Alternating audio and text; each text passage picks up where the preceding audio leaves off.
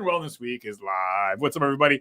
Magnus, me, he's a PhD, I'm a DJ. I brought the sign back. Why not? Hey, look, people, don't forget, like and subscribe, like and subscribe, like and subscribe, like and subscribe. Comment. Come on, man. Okay, so today's show. Are you an alcoholic? Do you have a drinking problem?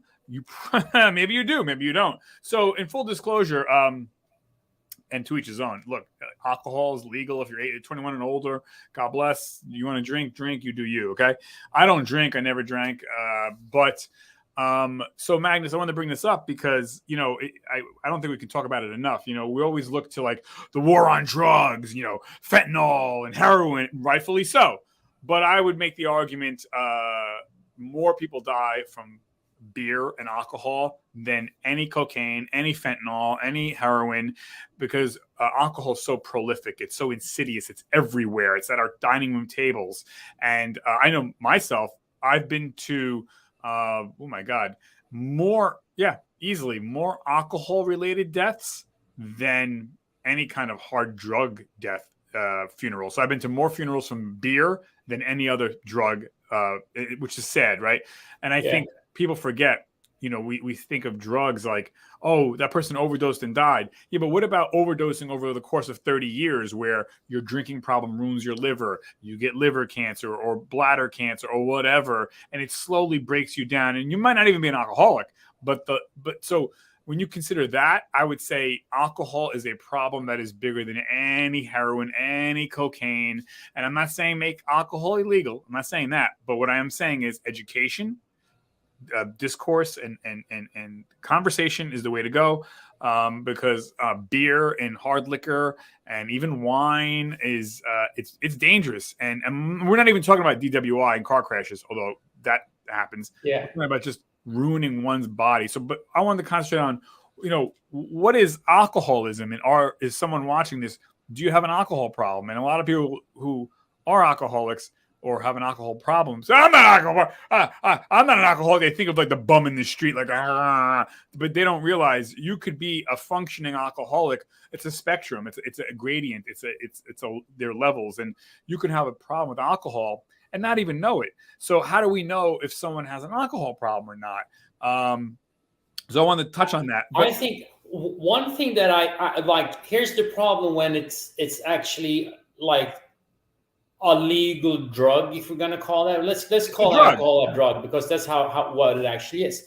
It's been around in like human culture for such a long time, so it's very like integrated and connected, both like history, society, cultural, and things like that. And it also, with that, I think it's also like we're not really talking about what the real problem is and how much issues, like people kind of like just brush it over, like drinking and like issues, it's like it's like and then it's acceptable.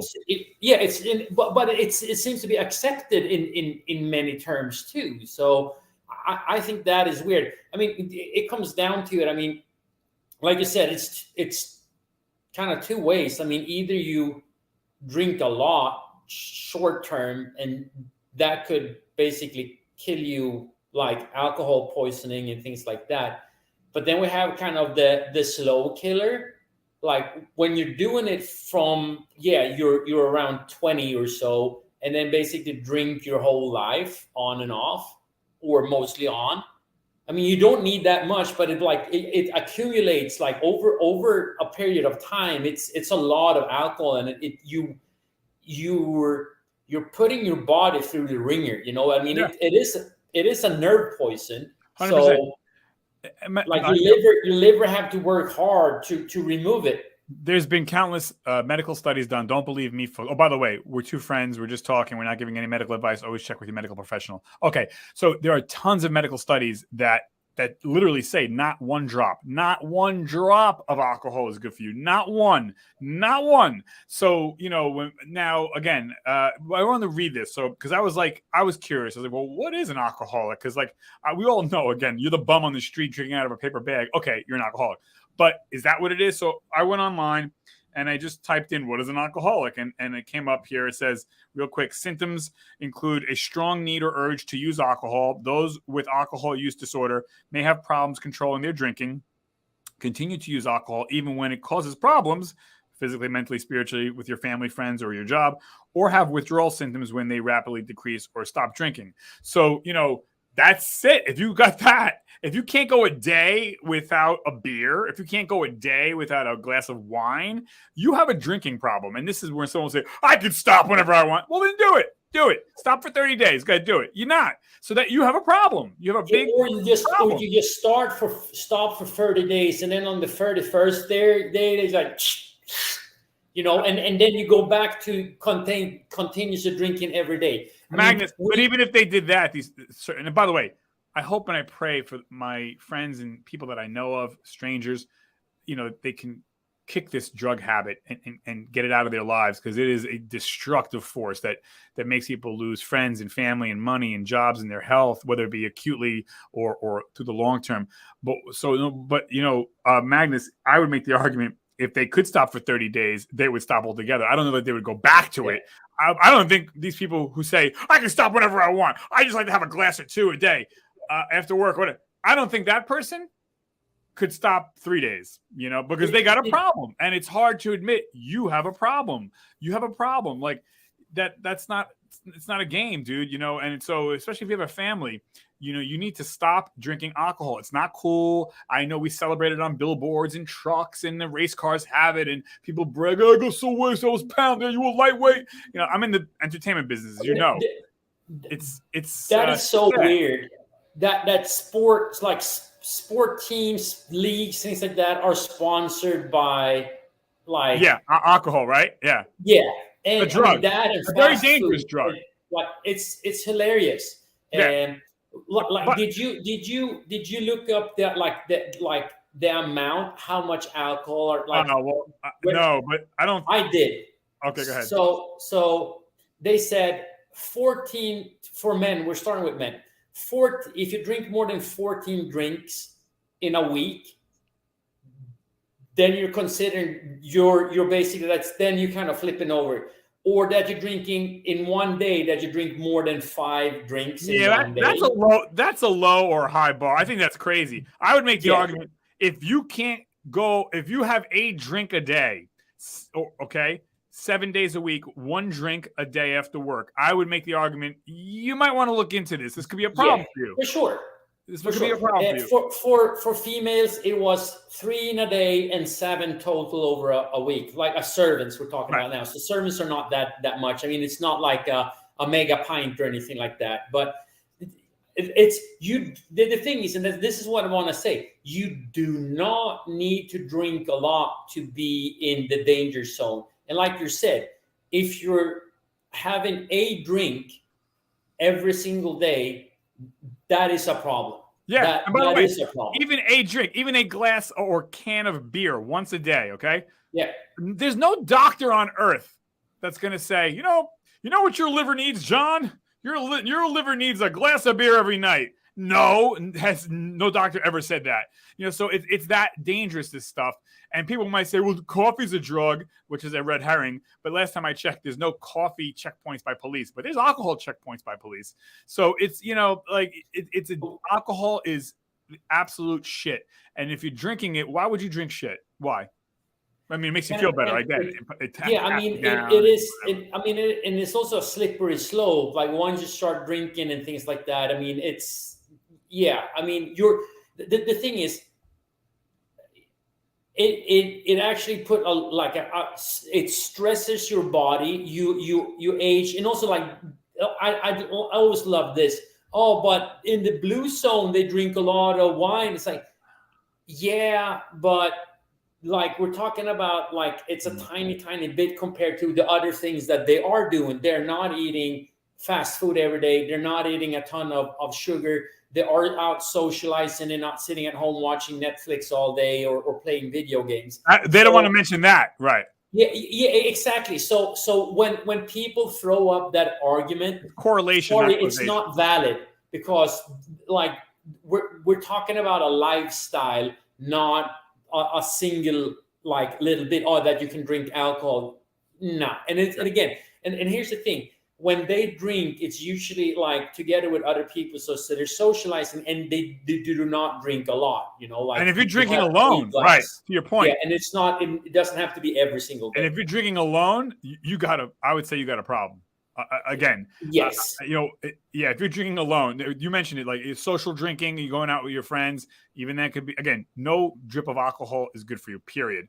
But yeah, right. You said going out, you're with your family, you're an Italian, you're a Greek in the blue zones. But yeah, if you're like every day by yourself drinking, bro, do that. You need to get on it and get help. I know it's hard to admit you need help.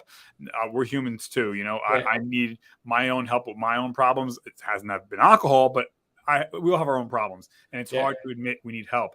And I think that's the shame. People who drinking, you know, they feel ashamed, you know, so to make that phone call, that's the first stride is the longest and the hardest to say, you know, I think I might have a problem. Can I add something that's Yeah. pretty interesting? So I had a couple of clients over the years that it was actually when they start tracking how much they like calories and what they were drinking, then they're starting to see like, dude, Magnus, I have an issue with alcohol. I'm in like once you actually start, like, first of all, it contains a ton of calories too. Oh well, and then they're starting to see like how much they're actually drinking when they're tracking it. And they're like, crap, not only am I like making it way harder for me to lose any weight, I'm definitely like, I'm starting to see a pattern here that I do have an issue with it. Yeah. So I think it's important, like being honest to yourself and see where you're going, like right. If you're drinking, what your patterns are. Right. You know, I like to add, anybody watching this, there's plenty of places you can get help. I would highly recommend BetterHelp. It's an app. I've used it on my phone, and it's online counseling for anything and everything. Could be for marriage, could be for business, could be for mental health, could be for alcoholism, could be for just normal stress. BetterHelp.com or the BetterHelp app. I've used it for my anxiety and stress, but there's thousands of great counselors. It's discreet. It's face-to-face or on the phone or even text. Check out BetterHelp. I'm not getting paid from them in any shape, form, fashion way. I don't care. Don't go to them, whatever. But if you think you have a problem with alcohol, you got a problem with alcohol. Like, just can't hurt to just talk to somebody. Because not one drop of alcohol is good for you. Not one. So, but can I add one more thing? Also, this is also from a nutrition coach standpoint. It's interesting. Like, everybody could be doing like everything right. You know, they're eating right. They're doing training. They're doing everything, but they're drinking. And then when they finally like actually stop drinking, or at least reduce it heavily, all of a sudden everything kind of like transform, and all of a sudden they getting the results what they want. They transform their bodies, they transform their mind. They actually say, I didn't know how much it affected me until I kind of took a break from it and actually stopped, and I'm feeling so much better. So I mean, again, if you're drinking, fine. I am not gonna judge anybody, but like if you want certain things when it comes to like nutrition, health, and things like that, you should probably skip out on the majority of drinking alcohol. Right. And by the way, I'm not saying to never. Well, I am saying preferably to never ever have alcohol. Again, I'm not saying make it illegal, but I get it. It's New Year's Eve, a little champagne toast, someone's getting married, Mazel Tov. I'm not talking about that stuff, the little champagne or the little glass of wine for an anniversary. I'm not talking about that. I'm talking about if you have a weekly drinking situation of some sort or daily situation, then you're pushing up. You might have a problem there, buddy. You probably do. But and I real quick too, just the whole wine thing that drives me nuts when people are like, you alluded to it before, Magnus. Wine in the blue zones. Here's my opinion. This is my opinion. Wine is shit for you too. And I'm an Italian. My family's from Italy. Wine is people. Oh, it's good. Wine is good for you. Actually, I would make the argument. No, it's not. Grape juice is good for you because the resveratrol in the grape, the skin. But once alcohol's put into the equation, alcohol's bad for you no matter what. It's like frying broccoli. Broccoli would have been healthy for you, but now you fried it. So now all of its nutrients are negated. Same thing with red wine. Red wine would be good for you, but there's alcohol in it. So it's like, it's not the same. And again, I'm not saying never drink. I'm not saying never drink wine. Again, it's a birthday or New Year's or anniversary. But if you think a glass of wine a day, you're a fool. You really are. You're hurting yourself. You're not helping yourself with a glass of wine a day. You're not helping yourself with a glass of wine a week. It is garbage. But, anyways, so that's that. And Magnus, before we wrap up, anything that you wanted to add? No, I think we basically went through it again. And this is probably something that we're going to bring up and over and over and over again, because it's important. I think it's also important that we start discussing it again and being honest and upfront about it. And it's not an issue either about talking about these things. We have to, if you want to become better, you have to take the tough conversations, and we need to talk about it. A lot of families out there hurting, a lot of people out there hurting, a lot of guys and women, on the down low struggling, and it's not good. I wish them health and wellness. That's why I wanted to bring this up. This is the big reason why I'm talking about this particular show and our show in general. It doesn't have to be this way, folks. You don't have to suffer. You don't have to slowly kill yourself. It doesn't have to be. You can have a healthier life, a stronger life, a better life. You can do it. I'm not blowing bullshit. You can do it. You deserve it. So get the help you need. I would start off with betterhelp.com. My opinion. It's discreet. Check it out. You don't have to even join. Just check it out. All right. Thanks, everybody. More shows coming up, Magnus. I'll see you guys later. Bye.